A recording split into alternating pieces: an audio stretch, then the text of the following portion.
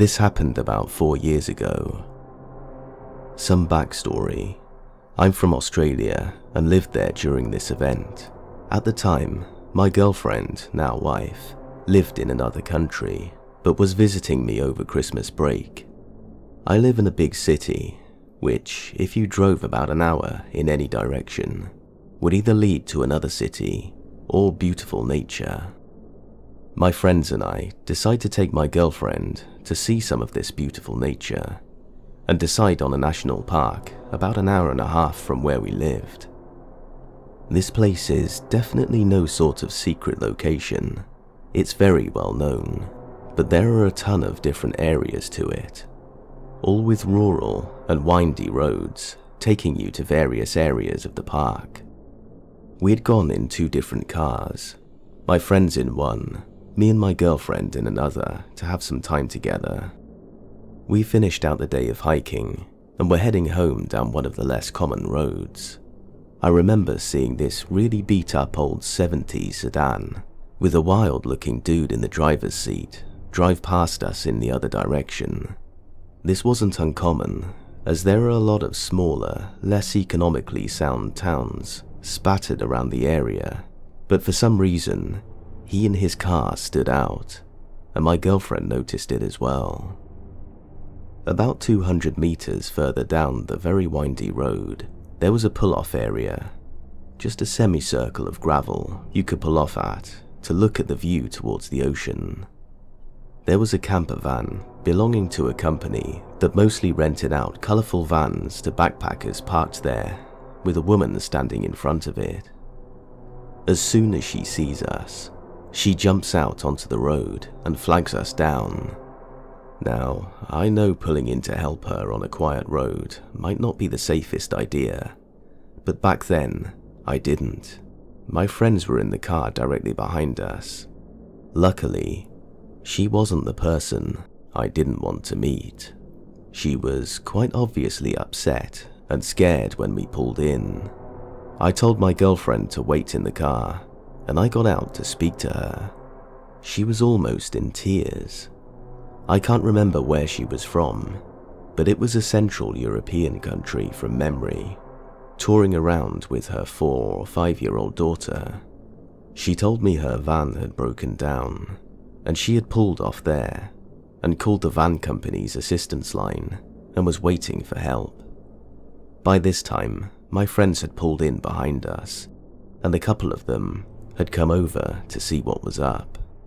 Apparently, a scary man had driven past her a few times already, first pulling over to offer to take her and her daughter to the nearest town for help. She thanked him and said no, and that she was waiting for the assistance vehicle. He left, but then kept driving past every 10 to 15 minutes in opposite directions, slowing down and looking at them, then driving off. She begged us to stay with her while she waited for the assistance vehicle, because this guy terrified her and her daughter. I agreed, and my friends, being the awesome people they are, decided me and my girlfriend were enough, and they ditched us. Thanks, guys. We stayed with the woman for a little while, before the car my girlfriend and I had seen earlier drove past kinda slow, coming the opposite way we had seen him the first time. As soon as he had driven around the bend, the lady told us that was the scary man that she had been seeing before we got there. This got my girlfriend and me to take her much more seriously after the feeling we got from the guy just seeing him on the road. A few minutes later, he came back from the other direction and pulled into the parking area. Some more context. I'm not an intimidating man. I'm tall-ish, but I have almost zero muscle and fairly soft features, so there's not at all intimidating me, a terrified foreign woman, her tiny daughter, my girlfriend, who doesn't look that intimidating but is tough as nails, parked off a quiet road in a rural location with a not-so-nice-looking dude pulling in to where we were. Great. He gets out, and he's redneck as hell, and definitely not friendly looking. No judgment on the redneck part. I come from a poorer country town north of our city, and those are my people, but hopefully that sets a picture. He strolls over to us. At this point, I walk towards him and put myself between the girls and him. I have no idea where this bravery came from. I would definitely not describe myself as a brave person normally. He looks at the girls, and then me, and asks if he can help. I tell him no, we're just waiting for the assistance vehicle, and tell him that we've got it covered. He then says maybe he could stay and wait with the woman and her daughter, so we don't have to. I tell him we're happy to stay, and thank him, but again, we've got it covered.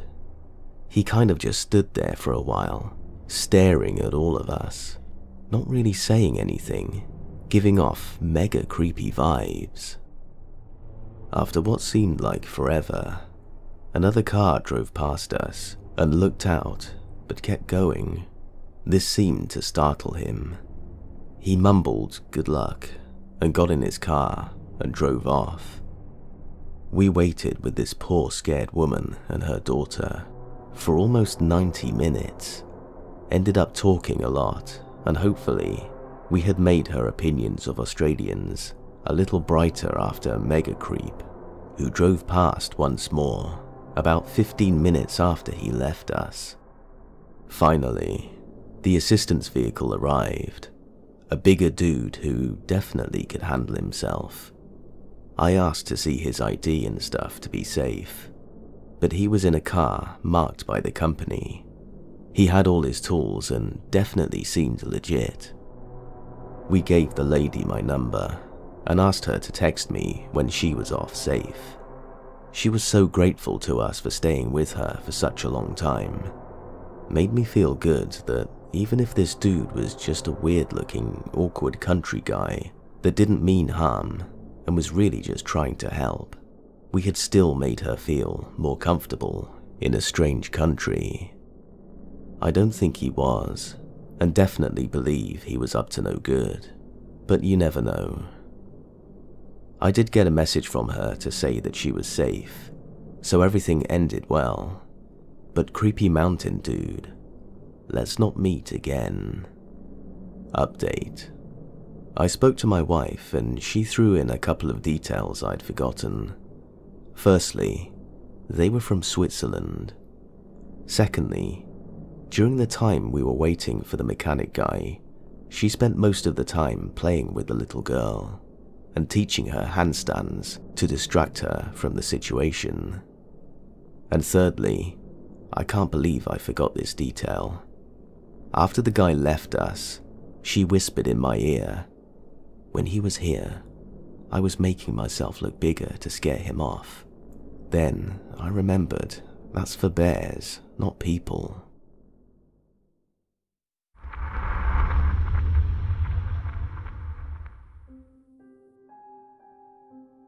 This happened a few years ago when I was 20, in Hawaii. Now, I was raised being told that there are creeps and murderers everywhere, so I always have a watchful eye out, and even slightly paranoid. I started going to a small group run by the church I went to that took place Friday nights near where I lived. We would meet in a courtyard in the middle of a busy strip-type mall. We were between a Jumbo Juice and a Starbucks. In the courtyard, there were a few tables around and one big table in the middle. We would always meet up at that big table. One day I got there and noticed a man sitting at one of the tables more towards the back of the Jumbo Juice building. He looked like he was in his 30s and was Hawaiian. I took no notice of him at first, but started getting an unsettling feeling when I started to notice he would not stop looking at me. Where he was seated, anytime I looked straight, I would see his face. Now, I've had the occasional creep try to talk to me, but there was something more intense about this guy. I never had a more disturbing vibe come from someone before. I tried to brush it off and enjoy the evening. It was nearing the end of the night, and I started to take my keys out of my bag because I was planning on leaving shortly. When I did that, I noticed the man take his food and throw it in the trash, and started gathering up his things. The sight of that freaked me out, and I don't think it was a coincidence, because then he just stood there when I didn't get up. I ended up staying a bit later because I was talking to one of the girls. I'm about to leave, and I look up to see if the strange guy is still there, and he's not. I let out a sigh of relief and thought maybe he left, but I still felt uneasy, so scanned the area. Now, he had the brightest pink shirt on, so he wasn't hard to miss, and wouldn't you know it, he was standing in the grassy area between the courtyard and the parking lot with his arms folded, just staring at me. I panicked inside and knew I had to have someone walk me to my car. I stood with my back turned to him. He was probably 50 to 75 feet away from me, and called the leader of the group over to me. I said, "Do you see the guy behind me staring this way? He's been looking at me all night, and I don't feel safe walking to my car alone. Is there any way your family or someone could walk me to my car?" She replied, "Oh yeah, he's been here a while. He was here when I got here," which means he was there for 3+ hours. She agreed that there was something off about him, and she and her family walked me to my car. Thankfully, he didn't follow, and I watched my rearview mirror the whole way home to make sure no one was following me.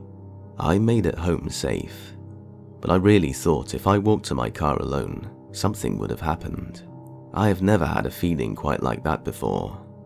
But wait, there's more. A week after, I went back to the small group. I remember that guy and that feeling I had, but didn't think he'd be there. I go to our normal spot, and I was there early, so only the leader and another woman was there already. As soon as I get to the table, the leader hugs me and says, "I don't want to scare you, but that guy is here again." So I look over to the table he was at last time, and sure enough, there he was.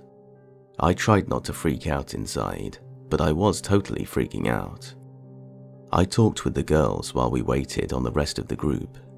In that time, I must have had an uncomfortable look on my face, and glancing in his direction, because both women turned around and looked at him. The older woman noticed that he had a clear view of me, so she scooched her chair to where she was blocking his view of me. Bless that lady, but that didn't stop this creep. He literally picked up the small table he was sitting at, moved it a few inches closer, and moved his chair to where he could see me again, all while looking directly at me. This is when I knew there really wasn't something right about this guy. The night went on, and at one point, the creep got a phone call. He went to answer it, and I started walking behind the Jumbo Juice building. Before he disappeared completely, he arched his back so he could continue to look at me while he slowly made his way behind the building. Creepiest thing I've ever seen. Needless to say, I kept an eye on him the whole night, and before I could even ask the group leader, she offered for them to walk me to my car again. I'm sure you're wondering if I ever saw the guy again. Thankfully, I did not. My cousin started baseball practice, and I had to take him Friday nights, and ended up missing out on the small group nights. I still wonder if he was there that third Friday, and maybe even fourth, waiting for me. It wouldn't surprise me. I did go to the small group one last time a few weeks after. This was a few days before I left Hawaii. I was a little anxious, wondering if he'd be there again, and was relieved when I saw he wasn't. After that, I bought pepper spray. Moral of the story: if you feel uneasy, don't be afraid to tell someone. Maybe you think, what if I'm overreacting? And to that I say, even today, I know if I didn't have someone walk me to my car, something would have happened. I was lucky I was with a group of people. But if you're alone, and something like that happens, find a group of women or an authority figure. and don't be afraid to say what you feel in your gut. It's amazing how much our gut feelings can be right about things.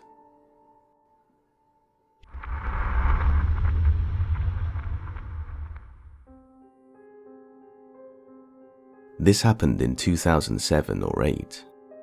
One night, me, my friend Jason, his girlfriend Lisa, and his friend Adam decided to go to Denny's around 11 PM or so.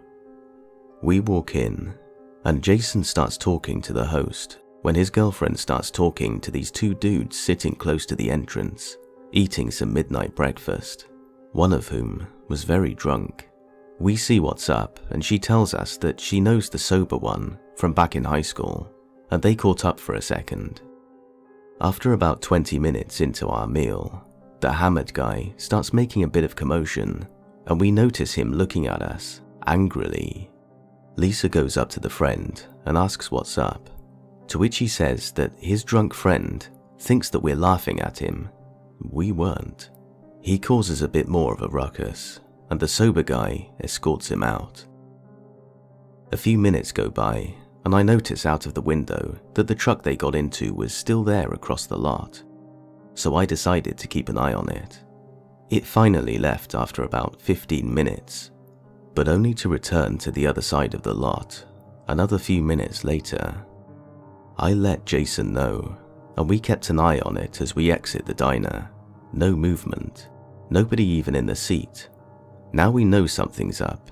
He's obviously ducking down. As we pull out of the lot, we see the lights click on and slowly make the turn to follow the four of us, all in the same car, out of the lot. We turn off onto the street and feel the car jolt and a loud bang. It took us a second to realize this guy just rammed us. To give perspective, we're on an empty road in an old Honda Civic, being rammed by a guy in a large pickup truck. Naturally, we gun it as fast as we can, trying to make as much noise and commotion that we can produce, hoping to catch the attention of a cop. We're running red lights and doing 90 in a 45. All the while, this guy is repeatedly ramming and bashing the back and sides of the car. Finally, someone in the back gets an idea. I'm calling Eric. Eric was a long-time childhood friend of my best friend. He was well known in the crime world, in our area, we will say. I get on the phone and tell Eric what's happening, and he tells me to run from the guy, and he'll call me when he's at the McDonald's near the area, and for us to head there once he calls. We ride for about another 5 minutes when I get the call and tell Jason to head to the Mackie D's. It took seemingly forever to get there, but I was so relieved to see the Big M just around the bend. We turn the corner to the lot and see Eric and what seems to be 10 to 15 people with him, all standing near the entrance. We slam the brakes and hop out of the car as fast as we can, ready to deal with the situation. As soon as I look up, I see Eric toss a 4-way tire iron through this guy's back window. The dude doesn't even pull into the lot all the way before pulling out and taking off. We see lights in the distance, and Eric and most of the people he brought were gone, like cockroaches to light. They were masters at getting away. The cops pull into the lot as we're waving him to keep going, or else they'll lose the guy. But to my surprise, the cop jumps out and yells, "Get on the ground with your hands on your head," while he points the gun in our faces. After a few confused yelling squabbles, everyone calms down, and we tell the cop the story of this guy. He tells us that someone inside the McDonald's said that we all had guns. As he's taking our statement and assessing the car damage, he gets a chime on his walkie-talkie and tells me and Jason to come with him in his SUV. We drive about a mile up the road to a local batting cage parking lot that's in a slightly wooded area, and we see the truck sitting in the far end. There's a cop pulling the guy out of the truck as we pull next to them. He asks us, "This the guy?" Sure was.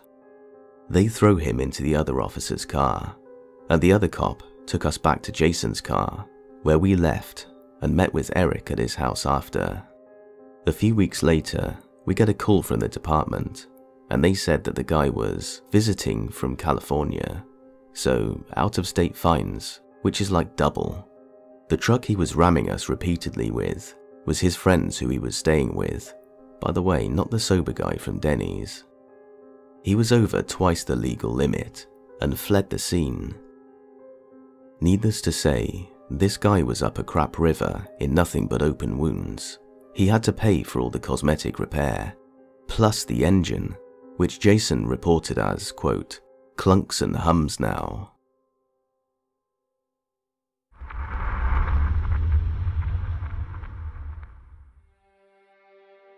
When I was 16, I had just gotten my first car and had it about 3 weeks. This guy walks up to me at a gas station and asks to use my phone. Naive and trying to be nice, I let him use it. But he walks away for a minute and then walks back with an older guy. I didn't know at the time, but he had taken the SIM card out of my phone. Then they get into the back seat of my car. A friend of mine was in the front, and they ask if I will give them a ride up the street.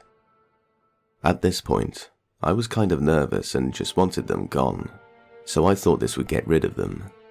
It was literally like a minute drive down to this bar, so I figured, okay, let me just do whatever they want and get them gone. They were kind of intimidating, especially to a 16-year-old me. But as I started to drive, he says, take this right and go down this road, which happened to be the road I live on.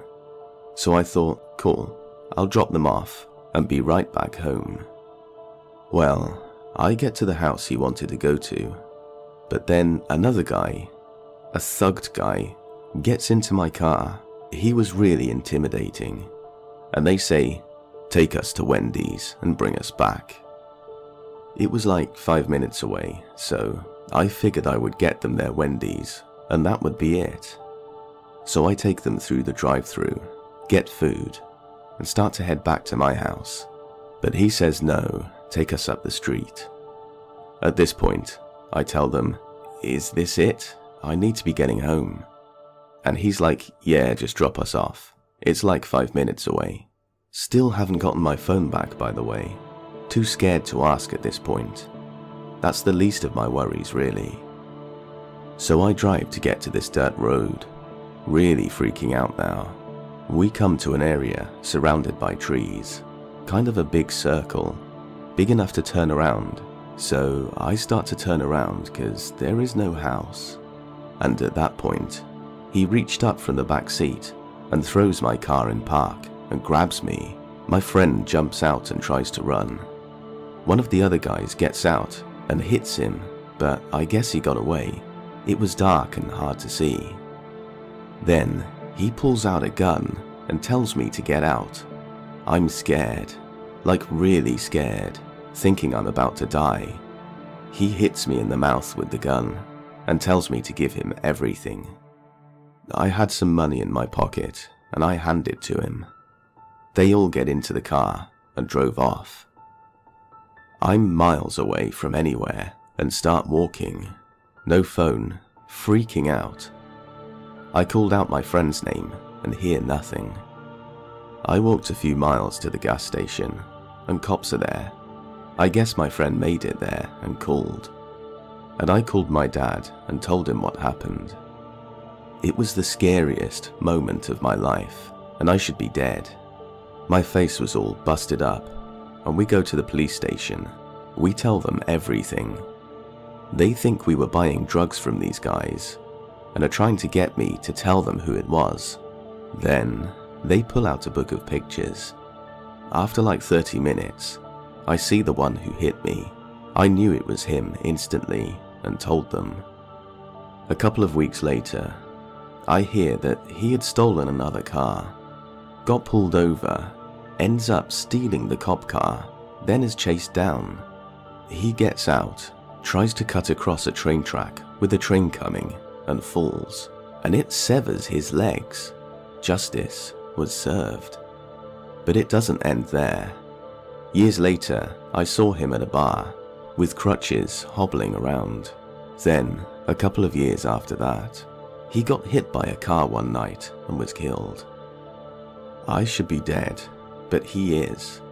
So, to the guy who almost killed me, I know we will never meet.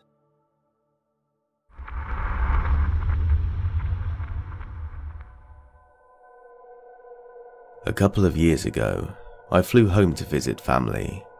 I'd be there about a week, then we'd head back to the coast for a week, then come back home for another week. I totally needed this break. I just ended an on and off again relationship. Like, seriously, one day on, next day off. It took 7 months of putting up with it, because you're supposed to fight for what's important to you, right? Anyhow, I finally just said it was done. No more chances. No trying to work it out. Just done. So with that chapter of my life being over, I was more than happy to be somewhere else, surrounded by my family, and begin putting myself back together. I got there, spent a couple of days sleeping a lot. My mother's a nurse, and she was becoming concerned that there was something physically wrong with me. I just needed a couple of days in a safe place where I could let my brain work on digesting the new life I would have when I got back home. So, before we left for the coast, I met up with a friend from grade school that I kept in contact with over the years. I thought it would be him and me, but it didn't really faze me that another person was there. We hung out for a while, and then I needed to head home, because I had to take a backwoods rural route to get home, or taking a different route that would add another 20 miles onto my trek. Being backwoods, I needed to be able to keep an eye out for deer. So I said goodbye and told SA that if he was ever in my neck of the woods, look me up and we'd grab a drink and hang out. I told him to grab my number from my friend, and out the door I went. About halfway home, I got this weird queasy feeling in the pit of my stomach. So I slowed right down, and sure enough, there was a deer in the middle of the road. Because I had slowed down, I could see another car out on the road. I couldn't shake the queasy feeling, so I figured it would be better to cut off and go down the main road, because there was more places to stop. I seriously didn't want to stop in some rural farmer's driveway. I've watched too many movies to make that mistake. So, I get over to the main road and pull into a gas station and sit there for a couple of minutes, trying not to get sick to my stomach. I ran into the store, grabbed some water and ginger ale, and came back out to my vehicle, still unable to shake that queasy feeling. So I started to head home from the gas station and knew I didn't want to go straight home. So I drove around, taking this road or that road, until the weird feeling started to go away. Then I went home, read for a bit, and then went to sleep. Next day, everything was fine, and we headed off to the coast. Fast forward 2 weeks, the trip is over. I'm still feeling a bit fragile over the breakup, but that's all. I figured I would begin the process of cleansing the environment of negative energies, and then work through the baggage that came from the breakup. I knew there was a lot, and it would take time. So the next day, I'm going about my business, and everything is cool as it can be when picking through the junk left behind after a breakup. I'm really just doing mindless things to zone out and not have to think too much on the activity, since my brain was working full time already. A bit later in the day, my phone rings. I don't get a lot of calls, so I assumed there might be a family emergency, and that I needed to answer it ASAP. The area code of the caller, who's not in my contacts, is the same as my cousin. So I answered without a second thought. On the other end was SA, the acquaintance I met at my friend's house. It's a little weird to have him be calling me, but I'm not thinking that anything's terribly out of the ordinary. I asked him what was up, and he said he was at the airport. I still find it a little odd, but I say, "Oh, that's cool." "Where are you going?" He said that he'd already landed. Again, I'm distracted and really just want to get him off the phone, so I could go back to my mental sidestep and zone out while my brain chugged away. So I said that I hoped he had a good time wherever he was. He said that he needed me to pick him up. "What? Did you just say you needed me to pick you up?" "Yeah," he replied. "I came to visit you." Pause there for a second. I know for a fact that I didn't show any more interest in him than general courtesy. Even the tossed over the shoulder look me up comment was one of those polite things to say because you never actually plan on seeing them again. "Why did you come to visit me?" I asked. He said he felt a deep connection and wanted to be with me. I'm starting to get angry as well as freaked out at this stage. I told him I didn't feel a connection at all and couldn't believe that he would fly across the country to see someone that he had spent maybe 2 hours with. He said that I invited him and I said to look him up. I said, no, that's just a polite thing to say to some random person that has made a very small impression on me. He said that he needed to find a way back home then, since I misled him. Misled him? What the hell? Look me up if you're ever in my neck of the woods had led him to think that that was a basis for any sort of encounter that was meaningful? He said that he needed a place to stay until he could get the money for a plane ticket back. I said there were more than enough hotels that he could stay at while he got himself sorted out. He said he didn't have any money after buying the random one-way plane ticket. So at this stage, I'm flabbergasted, angry, and freaked out that someone would do that on a one-way ticket. I finally caved and said that he could stay the night while he sorted himself out, but I expected him to be gone no later than the morning of the day after tomorrow. So I bring him back to my place, throw pillows and a blanket on the couch, and turn to head to my bedroom, and he asks if he can sleep with me. I'm like, no. Actually, no way is that going to happen. So I point out that I have firearms and do not attempt to come in. The next day, I have to work, so I woke him up and told him to get up and find a way home immediately. I also told him that I had to work, but would check in on his progress because the next morning I was dropping him off at departures regardless of whether he had a way back or not. I went to work, but he blew up my phone all day, wanted me to come back to my place for lunch. I told him no, I'm way too busy.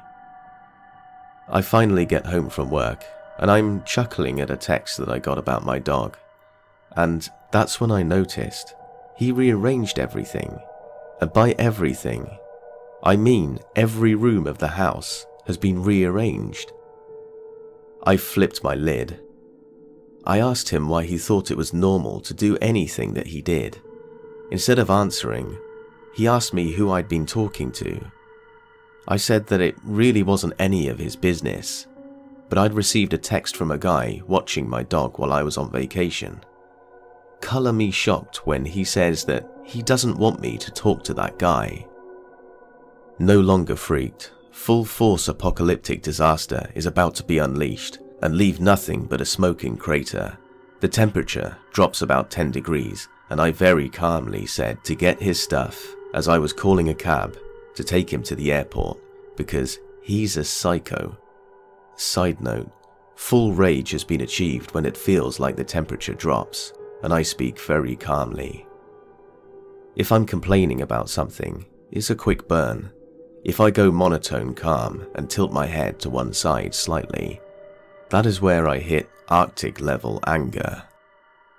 So he, unaware of the environmental change that has occurred, and that the chances of survival are dropping by the second, decides to tell me that he used my computer and got my ex's phone number, and they both agree that I was just heartless.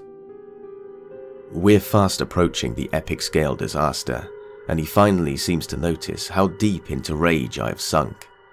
I told him that it was unlikely that he had gotten into my computer because it was a full quote of a part of The Art of War by Sun Tzu, and that he would need the processing power of the Hadron Collider computers, and it was obvious that that was not the case.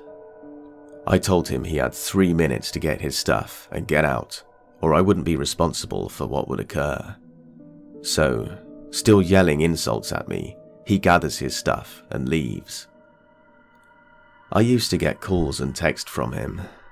I'd block one, and 6 more would pop up, but eventually it stopped. To this day, I have no idea nor interest in knowing where he's at or if he's made it back.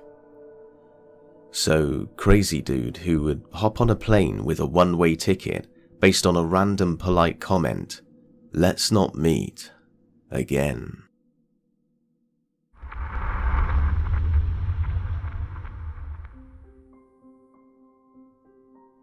So this happened about 7 years ago, in the summer of 2014. I went to a local college for a few years, and my 2 friends were back in town for the summer.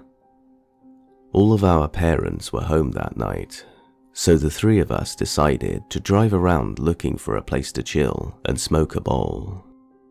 We stopped at a local car park right off the main road, pulling up this windy gravel road into an empty parking lot. It was a soccer field, so pretty open, and the field was surrounded by a tree line. We got out and walked a little way into the field, probably about 150 feet from the car, and started smoking and chatting.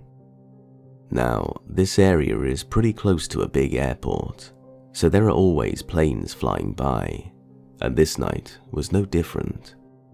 At this point, it was around 9:30 or 10 p.m, so it was dark out. After less than 10 minutes, we saw another car's headlights pull up the gravel road and into the parking lot. I noticed it was a pickup, and it parked right next to my friend's car. The 3 of us didn't really know what to do and just kind of looked at each other. We looked very conspicuous and were a bit worried that someone had come to kick us out because the park was closed. The car turned off and 2 people got out and started walking towards us. We decided to play it cool. They walked right up to us. There was a man and a woman who looked like they were in their late 50s or early 60s. The man wasn't wearing a shirt and had cargo shorts on and was wearing glasses. The woman was paler. She had blonde hair that was a little scraggly, and she also looked like she was wearing glasses, but it was hard to tell, and they probably didn't have as thick frames as the man. It was dark, so I didn't get a great look at them, even though they were right next to us. The man said, "What's up? Are you here to see the lights?" No idea what that means. We mumbled, "What do you mean, the lights?" "The lights," he said. "They're all over, can't you see them?" He pointed at the sky, and I realized that he was talking about the stars. "They're everywhere tonight. Look at the planes. They can't even get into the sky." As he was talking, he was looking at the sky, and he would just randomly get excited and shout, "Look, there's one now." We looked up and just saw planes taking off and landing. He was in utter amazement. He looked like he was breathless with wonder, and he started wandering off by himself with his hands on his head, looking at the sky and muttering. The woman stayed with us and started talking about how they've been tracking this movement for months. "Those stars are angels," she said. "They're getting stronger and stronger, which is why the planes are being forced to land." According to her, this night was the most active they've ever seen. After a couple of minutes, which lined up pretty well with the woman's story, the man returned. He said, "You know what this means, right? Jesus is coming back. His angels are getting ready. The planes are already going haywire and falling out of the sky." They were looking at the sky and kept pointing out the planes that would fly by the stars, all of them, because there were a lot of stars out. When a plane would pass by a bright star, they would get really excited and act like the pilot just escaped death. So the three of us are a bit freaked out. They seemed pretty invested in the sky.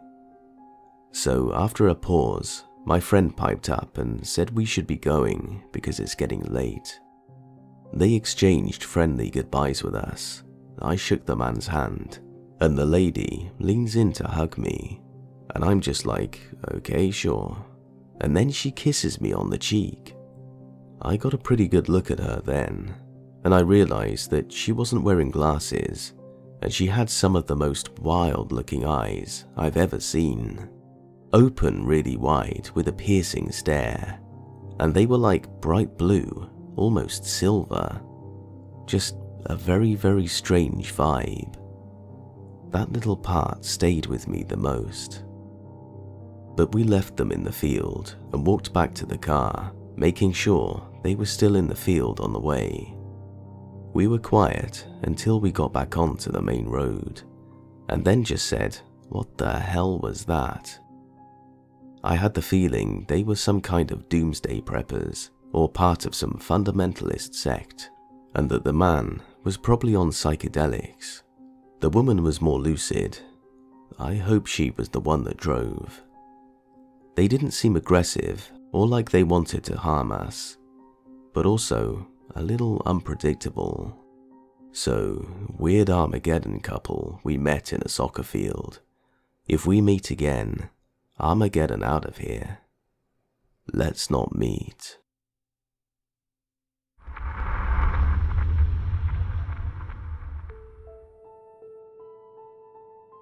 This story is told from the perspective of a man.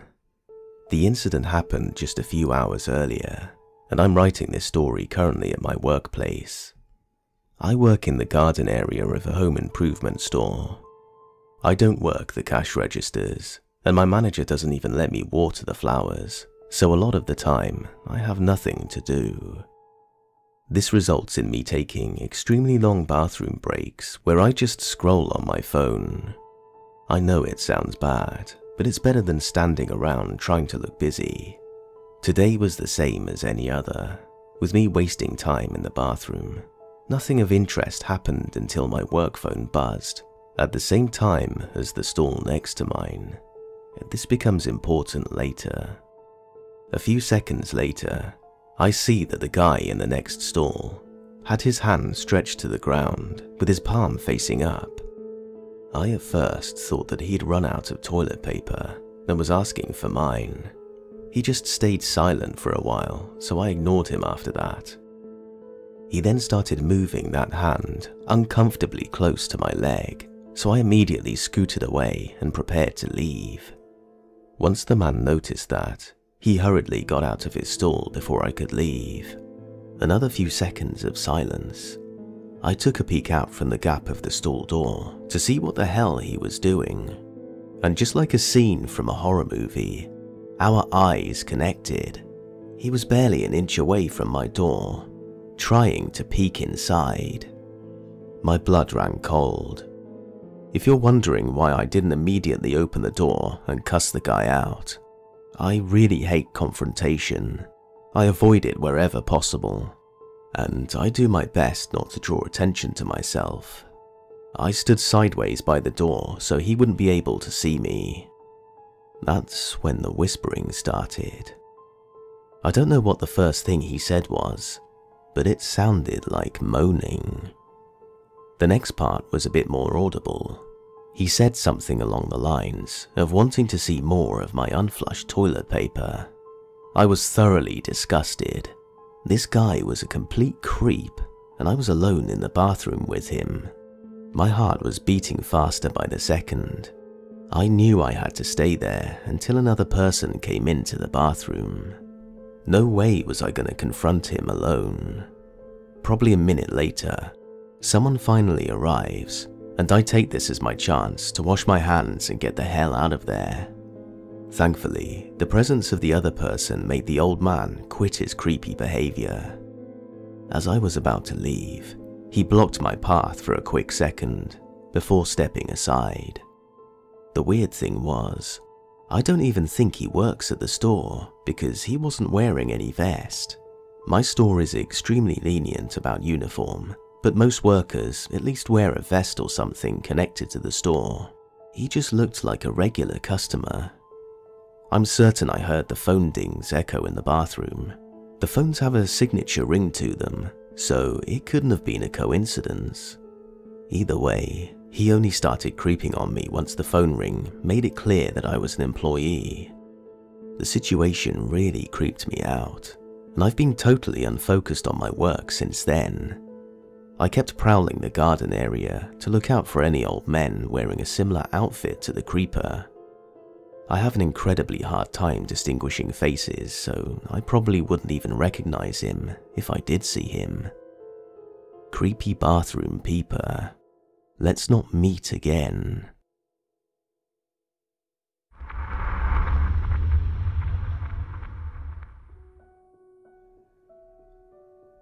So when I was 15, my mum was friends with a man who wanted to date her, Jake. My mum was not interested in a relationship with this man at all, and in fact was dating another guy, Colt. My family is full of pretty serious rednecks, and my mum is no exception. So one day, my mum invited Colt and his roommate Frank over to shoot some guns at our home range. We shot for a while and eventually went in around dark. My mum and Colt got drunk after we went in. Frank can't drive due to some brain damage, so they ended up staying the night at the house. Around 2 AM, I was still up playing video games. My mum and Colt were in her room asleep, when Frankie comes running down the hallway, saying a truck just pulled into the driveway. I look out the window to see it's Jake. Apparently, my mum hadn't texted him for a few hours, and he's extremely possessive, so he went by to check to see if she was home. Keep in mind, Colt's Ranger was parked in the driveway, and is very obviously a guy's truck. Think spiked lug nuts, spur hanging from the rear view, skull hydro dipped dash. Jake absolutely flips. He starts ringing the doorbell non-stop, beating on the door, walking around the house, beating on the windows, screaming my mum's name, and circling Colt's truck. At this point, my mum and Colt are awake, and since we have blackout curtains, she tells us to keep the lights off and hide in the hallway. And if we don't do anything or respond, he'll think no one's home and leave. Colt, being completely sober now, is understandably pissed, threatening to go out and, quote, deal with it. It is now important to point out the size difference between Colt and Jake. Colt is 5'5", 125 pounds. Jake is 6'3", and 240. Jake could punt Colt 50 feet if he wanted to. Because of this, Mum forces Colt to stay inside. This went on for 45 minutes. At one point, we see on the camera monitor in my mum's room that Jake had punched the side of Colt's truck. Then we hear the screen to one of the windows slide up. The window in question is locked, and Jake couldn't fit through anyway, thank God. It's at this point that I think of the only thing that will make Jake leave. I grab a gun, act terrified, which at this point I am, and walk to the living room and ask, "Who the hell is it?" out the window. Jake realizes it's me and asks where my mum is. I tell him she's out with her friends and that I haven't heard from her, and I'll call him when she gets home if I'm awake. He says thank you and left. After all the crap he did, that's all it took him to leave, and honestly, I was amazed. I genuinely thought I was going to have to shoot him. Later on that night, around 4, we hear his truck outside again. He squeals his tires down the road, obviously pissed that my mum hadn't called him.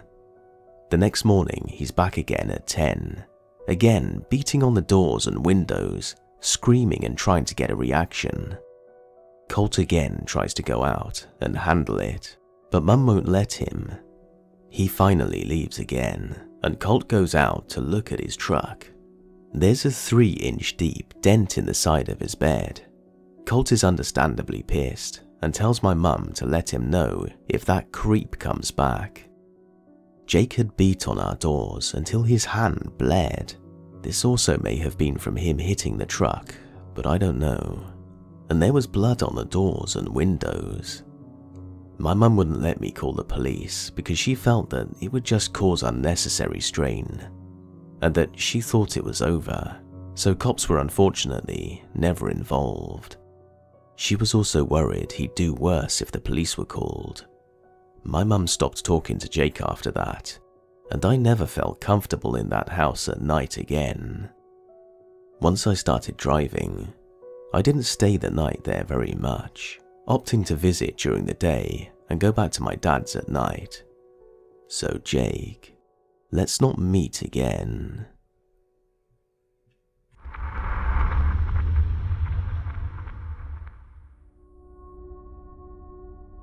This incident occurred over the past year, and I was so rattled by it that I hadn't gotten a chance to process it until recently, and decided to write the entirety of what happened down. And I'm hoping that in the rare chance that somebody out there knows the man in this story, maybe he can get some help. But I also want to share it so that if he has any more victims, maybe they'll consider sharing their experience as well. It's a bizarre but admittedly entertaining story, so for all those reasons, I decided to share. As an 18-year-old male, I never in my life thought I'd have any association with a stalker. In the media, stalker stories are always portrayed as some creepy bottom feeder becoming obsessed with a sweet but clueless girl and slowly invading every aspect of her privacy. My encounter with a stalker was far different, however, and occurred during the first time I was ever on my own. The incident was pretty lengthy, and as a result, this recounting will be as well. I'm originally from the East Coast, but I'm currently a freshman attending college in Los Angeles. Due to COVID, the dorms were closed and classes virtual, but I ended up coming to LA anyway, getting an apartment close to campus. I was really excited to move across the country and live on my own in a new city and get a taste for adulthood for a year. I wasn't completely alone though. I had friends from the past who also ended up in LA. My friend Tommy was a close friend that I had made at camp years ago who attended another college in LA. My other friend Felix was incidentally also from the same camp, and back in the day, the three of us had been very close. Felix had decided to take a year off and make music with his friends in LA. My apartment building was only about 8 buildings down from Felix's. However, with my packed weeks and free weekends, our schedules were nearly the opposite, with his weekends busy with work and his relative freedom during the week. As a result, I ended up growing particularly close to Tommy, and we would alternate who went where due to the 20-mile Uber ride between us. Keep this in mind. Oftentimes, Tommy and I would hang out with Felix and his other friends whenever Tommy came to my area of the city. With all of that background, you should have a good idea of the context that this incident happened in. My apartment was about a 5-minute walk from a downtown area with restaurants, grocery stores, coffee shops, and boutiques. When I first moved in the fall, I took advantage of the pleasant nights, in contrast to my home's often harsh climate, by taking long walks at night through the well-lit and populated streets to explore and get familiar with my neighborhood. LA is a beautiful city with dynamic culture and unbeatable weather, but it does have the constant and often harsh reminder of homelessness, many of whom have mental illnesses and have otherwise been discarded by society. I had grown to despise the indifference that is shown towards them by people on the street, who avoid their eyes at all costs, as if their life depended on it.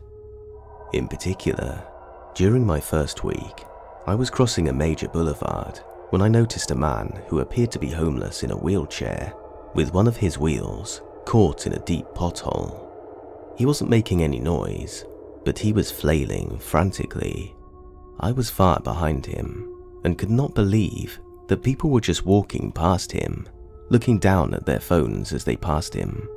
I wasn't even going to make it to the other side in accordance with the crossing time myself, but I expected surely someone around me would help him.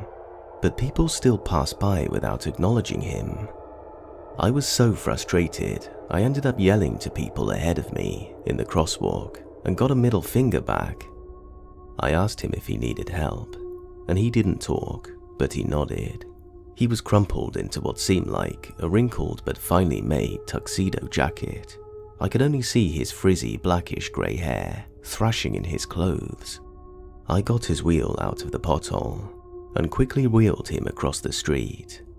As I got him onto the sidewalk, he abruptly turned to me, exposing his face to me inches from my face.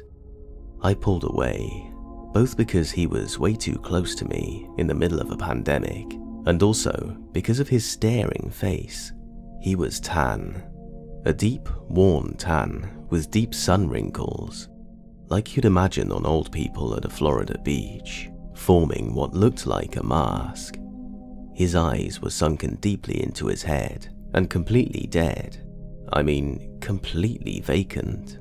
It didn't even feel like he was looking at me, but through me. "Get the hell away," he growled in a voice that was so raspy, it didn't even sound human. I scoffed at the man and continued walking, assuming that would be the last I would ever see him, especially in a city of 4 million people, and considering I pass hundreds of strangers a day that I will never see again. I continued on with my life for some time, and had forgotten about him entirely, but unfortunately, that did not last long.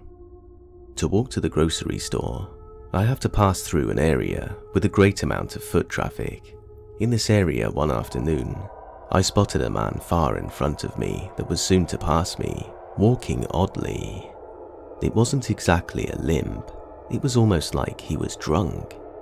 It wasn't until closer that I recognized his black eyes and frizzy hair. There was no wheelchair in sight. There was something about the man that raised major red flags in me. Maybe it was the vacancy of his eyes, or just some judgmental gut instinct that told me to get away. I tried to reserve as much judgment as I could, because I figured he likely had some sort of mental illness.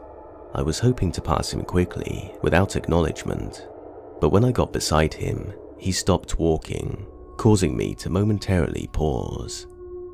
It sent a shiver down my spine, but I smiled at him and quickly kept walking. After that incident, I saw him many more times, and every time he turned to my direction. I learned to ignore it and barely register it. Eventually, he went away after a while, and I foolishly thought that was the last of him. Months after I stopped seeing him, Tommy was supposed to come over to my apartment. We were supposed to pick up alcohol for all of us before going over to Felix and his friend's apartment to hang out. As we were about to enter the liquor store, I could see the tall man with the tuxedo jacket standing at the intersection several feet past the store. I was somewhat disappointed he had come back, but it wasn't the end of the world, especially because I was with Tommy and had learned to ignore him. I didn't even bother to explain the situation to Tommy though. Anyway, we had just checked out and left the store, taking a left to a nearby intersection away from the one I originally spotted him at. And guess who was standing at the crosswalk? My heart sunk, knowing it would only be the three of us waiting for the crossing sign to change.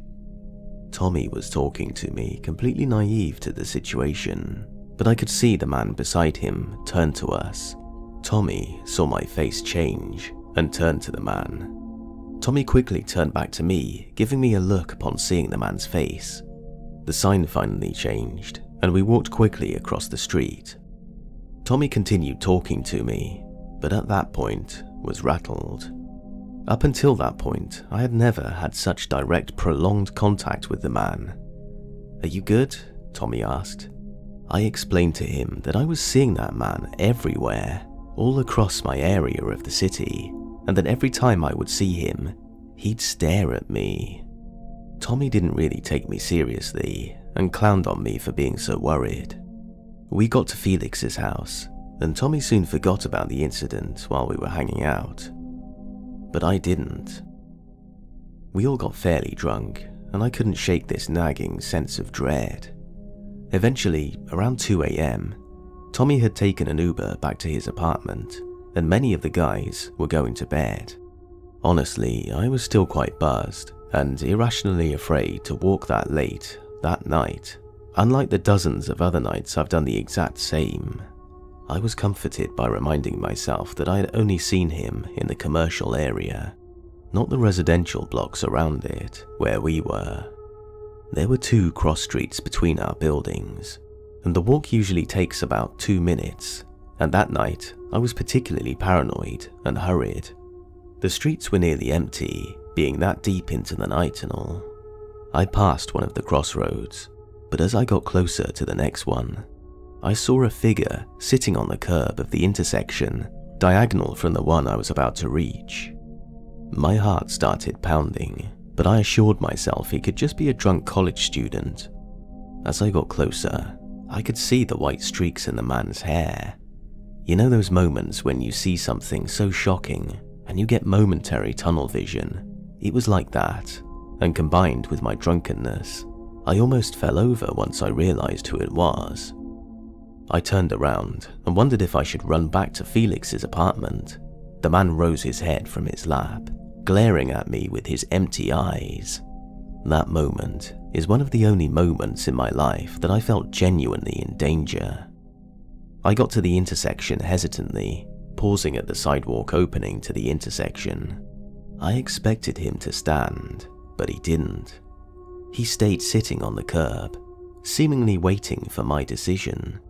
I looked down the cross street and wondered if I should walk around the block so that he wouldn't know where I lived, but a part of me wanted to sprint to my building 200 feet ahead of me. My apartment building was large enough that he would never know my apartment, but still, the thought of him knowing my address was unsettling. I was running through the choices in my head when I thankfully heard 2 guys approach the intersection from the opposite end of the crossroad, right in the path of the man on the curb. They were both drunk, but when they saw him, they looked at him and both looked at each other, and then looked at me, frozen. "There you guys are," I yelled at them, beckoning them down the crossroad. They picked it up almost immediately, then yelled back, quickly passing him. As we walked down from the intersection, one of them asked if I was okay. I explained to them what was going on, knowing they wouldn't remember in the morning. After a continuous flow of "bro," we had reached the street parallel to mine. They reached their building and said goodbye to me, and I was alone again. It had to have been 3 by that point, and I was exhausted. I decided to sprint home to my building from the other direction than where he was, so I could quickly slip into the building without seeing whether he was still there.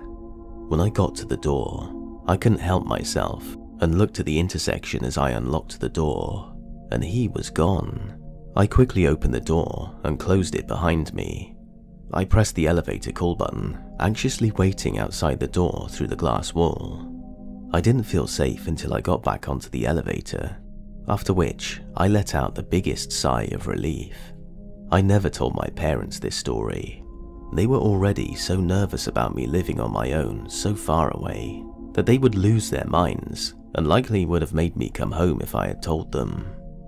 After that fiasco, I stayed in my apartment for a few days, working from there instead of going out into the public. A few days in, realized I was being ridiculous and left to get a coffee in town. Luckily, he wasn't there. For weeks, I continued to walk through the commercial area without any sight of the man. Weeks turned to months, which turned to academic terms. I had gone home during the winter for winter break, and when I came back, I still had yet to see him again. After enough time, I assumed he was gone. Maybe he was just trying to scare me and he was satisfied after doing so that night, so he was on to another victim. Once again, I made the stupid, naive assumption that he was gone. By that time, it was late into the spring term, and people had started to go back to their homes all over the country. A couple of weeks before I left LA, Tommy and I were hanging out one last time the night before he was flying home. I had grown to appreciate Tommy's apartment. It was one of the only places I felt entirely safe due to being so far from my neighborhood of the city. I had previously told Tommy about the events that occurred that night, and he finally believed me after that. The night of the final incident, I was over his apartment, and the night was as normal as could be. Late into the night, Tommy and I had decided to take a walk to a 24-hour donut shop a couple of blocks north of his building. We got to the shop pretty quickly and ordered our donuts. We were the only ones in the shop except for the 2 other employees, so we were served almost immediately. As we left the shop, Tommy turned around, and now it was his face that dropped. Tommy was the kind of person that when he has a look of dread, you are far up the creek without a paddle. I turned around in response and felt like I was going to faint. Standing under the dim light of the donut shop was the man, in the same dirty flip-flops, torn pants pulled up to his chest, and tuxedo jacket I'd come to associate with him. He stood there, staring at us. Not us, me.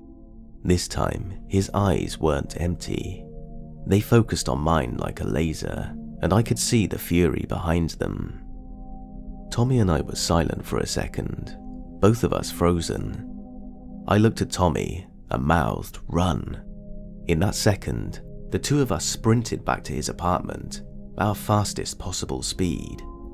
Tommy never looked back, but when he was flashing his car to get past the locked door, I could see the man's uneven gait walking down the sidewalk towards us. The door unlocked, and we ran into the lobby, slamming the automatically locking door behind us. We sprinted up the stairs to his floor, where we caught our breath in the hallway. Tommy had a look of disbelief in his eyes, and I was shaking with adrenaline. To this day, I have absolutely no clue how the man could have gotten 20 miles and knew exactly where we were. It must have required such deep surveillance. I felt like I was going to puke thinking about it. Tommy was rattled and gladly left Los Angeles the following day. I was there for another week, but I was so busy with finals and packing that I didn't leave my apartment. I don't think I'll ever know what that man wanted from me, or why he harassed me for months. By no means is this supposed to deter people from helping the less fortunate, but in rare instances, good deeds can come at unknowingly dark costs. I'd like to be noble and say I don't regret helping him, but I do. When I come back to Los Angeles in the fall, I'll be in the dorms, as will Tommy. Somehow, that man was able to follow me 20 miles, so what is to say he won't also find me in the dorms, only a few hundred feet from my old apartment? I can't call the police. What would I say? The man hadn't technically done anything wrong, and furthermore, LA was filled with vagrants, far out of the light of the police. I won't tell my parents because they'll kill me knowing I kept it from them the whole year. I can only wonder what will happen this fall, and I guess only time will tell.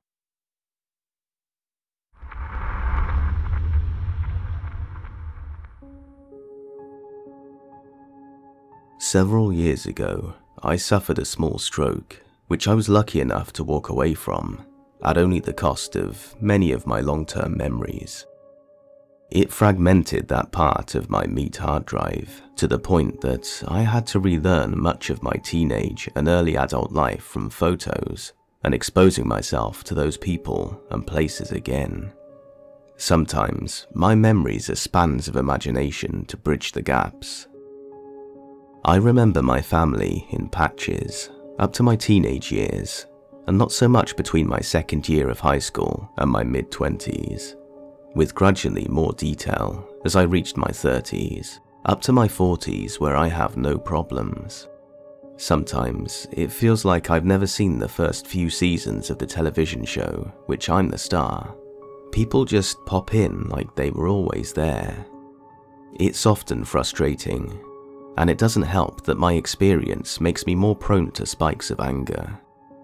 I don't live where I lived in those dead patches of my life, so there are literally hundreds of people from that time who exist as either ghosts, abstract feelings, or not at all. I visit the hometown every so often to put flowers on my parents' graves and try to remember when and how they died. I keep in touch with my estranged sister, whose memories of family are tainted by her bad experiences and resentment toward our parents. My only window into that world is through my younger sister, who I wouldn't keep up with if not for our shared family. She lives in my old hometown, and our age difference is such that we knew many of the same people. Most of those people have moved away, but some planted roots less than a mile from where they grew up. For some reason, those are the people I know best through talking to them, even though they probably play little or no role in my real life. People will approach me every so often there and in my own adopted city, and I'll have no idea who they are. People sometimes get mad at me for insulting them that way.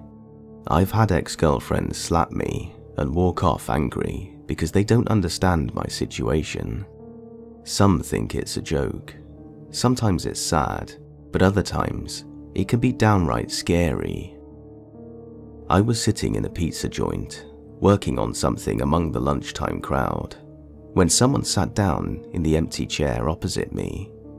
I looked up from my work and automatically began the process of threat assessment and identification. For me, it has become a practice. Usually, it's someone I know, and I'll act like most people. If I don't immediately recognize the face, but they seem to know me, I'll try and index them in my patchwork brain somehow. This was someone I didn't know, but might have seen many times. Older, 50s, male, stocky, grinning with confidence, leaning on his elbows, leaning forward indicating acquaintance with me. The eyes are familiar. My index traces that to a feeling of unease. He's not an ugly person, but his gaze is severe. He wears a suit here like it's a costume because his posture isn't good for the cut of the blazer. That smile is not entirely pleasant, except that he's trying to make it seem so. This process took me about 3 seconds, which is just long enough to seem like an awkward pause because he says nothing at first. He just waits for what I guess is an automatic reaction. Now, I'm in the pre-COVID crowd, pressed in close enough to smell the entire menu and overhear a dozen life stories of woes if I had wanted to do so. So I'm not feeling threatened, but uneasy. After a few seconds, I actively stop blinking to see how long it will be before we start this conversation. He breaks and goes first. "You don't recognize me, do you, Jimmy?" His smile broadens, and I can't help but admire an expensive rack of teeth that I think might be more appropriate inside the head of a mule. The skin over his forehead wrinkles, carrying 2 plucked but pulp eyebrows along the slope. This helps me because nicknames are great context clues. My parents called me James. My colleagues and current friends call me Jim. My sister calls me Jimbo Dumbo because she's an ass. Only people from back in the grey zone of time called me Jimmy. My sub-processor brain keeps working.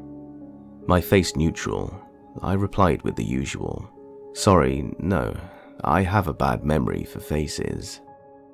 That smile is trying to split his lips off his face. His eyes narrow to a severe degree, and they glisten with tears pressing out between the lids. He blushes hard, like I'd slapped him. It's honestly creepy, but proves my abstract memory of this clown is accurate. "Yeah, I didn't think so, Jimmy. This is you now, huh? Not sure what to say to that. He's starting to hold himself together, putting pressure on his eyebrows and bringing himself across the center of the table, with his bullet-topped crazy person face nearing the edge of my laptop screen. That flimsy barrier gives me a little comfort, but not much. This is me now? I'm in a suit minus the jacket that I left in my car. I'm 30 years, 50 pounds, and a lifetime of experience beyond whatever the hell he's thinking of as then. But seeing how he's wearing a suit that he probably digs out only for job interviews, weddings, and court appearances, looking like he's either seething or suffering from impacted bowel, I could easily dismiss the air of contempt in his statement. I said, I am me as I always was, I guess. This was the best that I could do, while my brain worked on giving me something to work with. He says, I didn't think I'd ever run into you again, Jimmy. I bet you hoped I never would. What? I thought. I just told you I don't recognize you. Practice this in the mirror, did you? His face is not in my nightmare directory.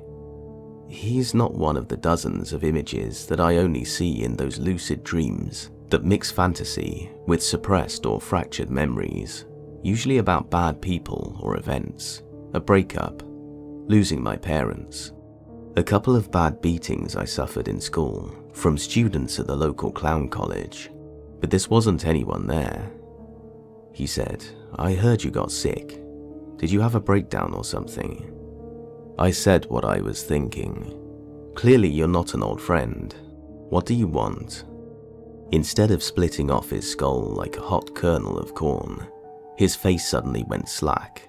His cheeks fell and his brow unraveled. The eyes, still narrow, softened to consider my response.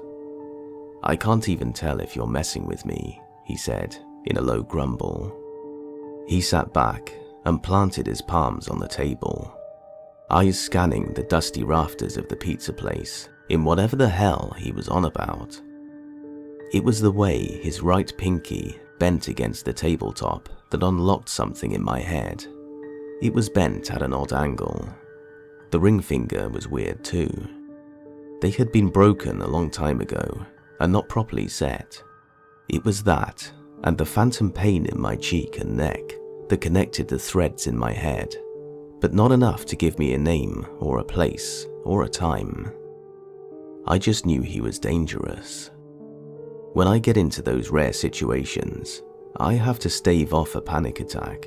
It's a lot like arriving at work to suddenly remembering you have a big presentation to give, or that dream where you're in finals week but you never attended class. You smug, selfish asshole, he growled, his fingertips pressed down on the checkerboard tablecloth. If I saw you anywhere else, on the street, in an alley, back home maybe, behind the school, I would end you. That last part drew with it some ancient hatred that broke past the practiced facade that he perfected in front of a mirror for probably many years. There was something evil but honest on that face, reflecting a truth in his heart about me. In front of me was a mystery from inside the dead space of my past.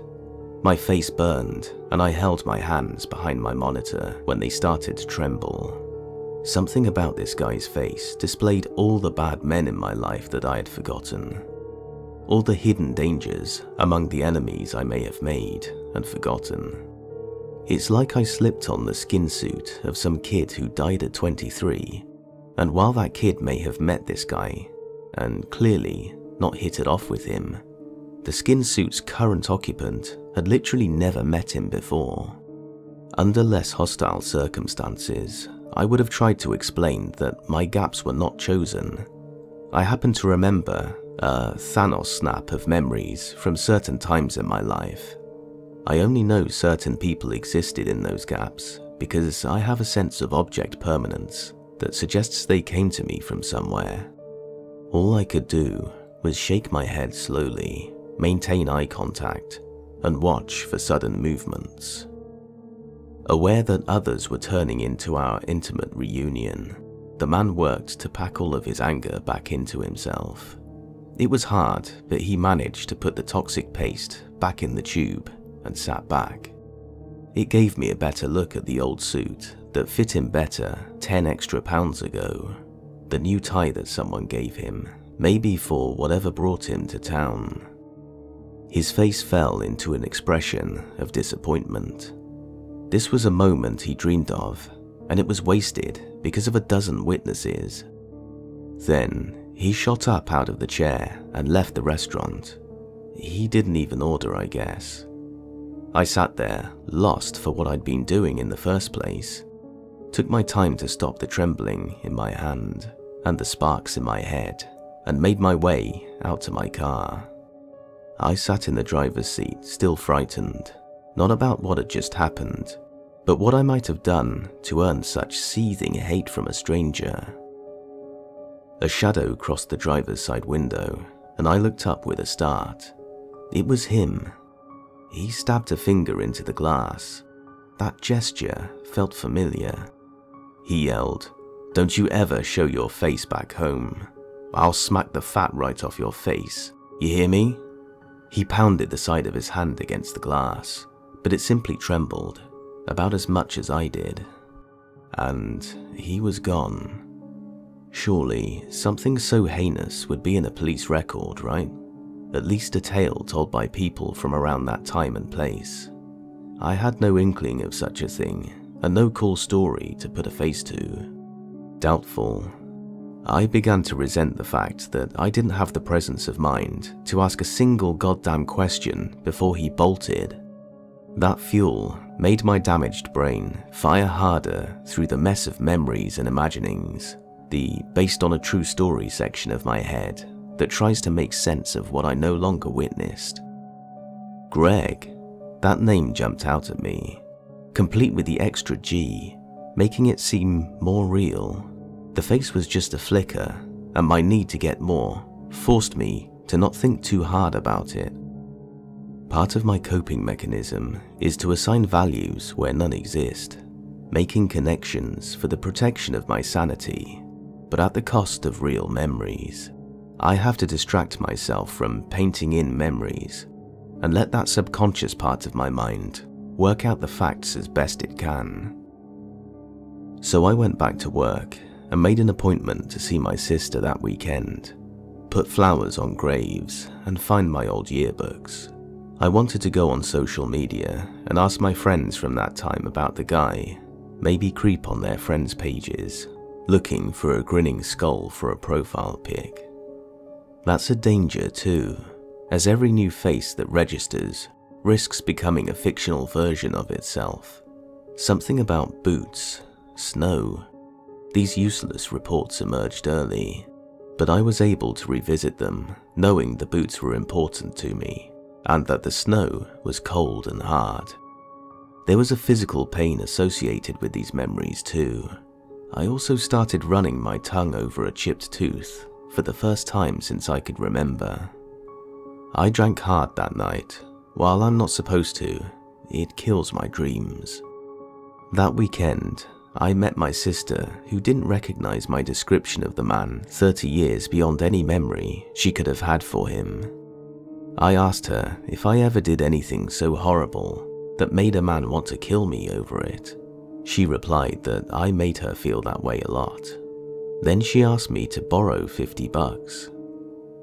I was much luckier over golf with a friend of mine who understands my situation and represents a good friend I lost. He is the custodian of many of my memories and helped me recover those first few years. We grew apart because he says I developed a different personality and was all about things in order and following instructions. You went square, he said, not registering the irony of calling it that. Did you know someone named Greg from our past who I really pissed off? I described him and explained the conversation we shared. Philip was doubtful, but it took a while to consider it. As he did, I added my random evidence, a favorite pair of boots, wintertime and the snow, being thrown into it, and chipping a tooth maybe. Philip looked at me, and I could tell he knew. It was before I met Philip, but he had heard about it. I was 15.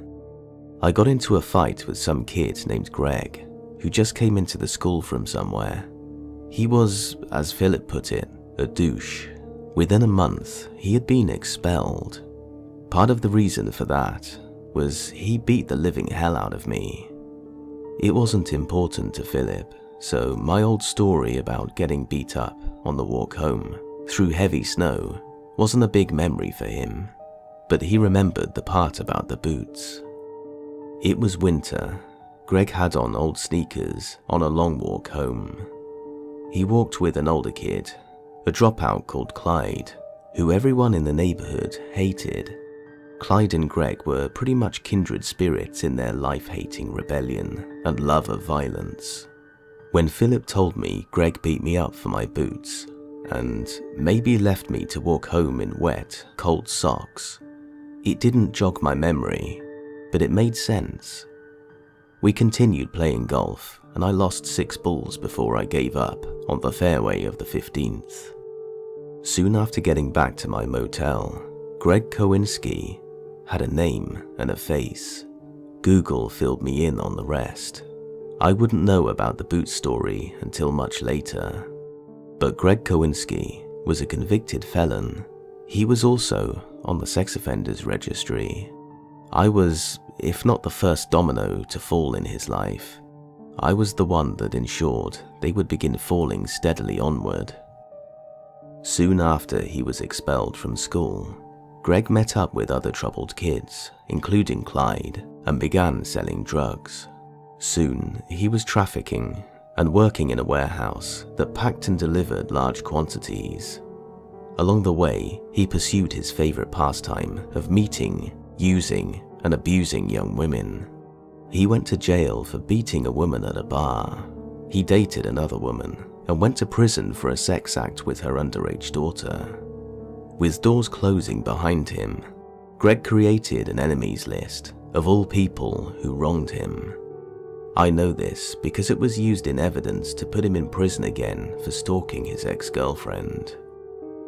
How he was back on the streets and his purpose in the town remains a mystery, but I'm pretty sure I am on his list. One of his many victims who walked home half a mile through snow in thermal socks and whose parents had Greg arrested for it. He knows where I live.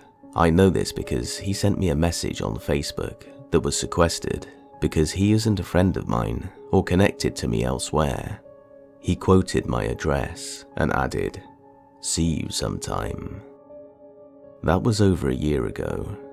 I've locked down my social media since then, especially after he started liking pictures of my wife and sister.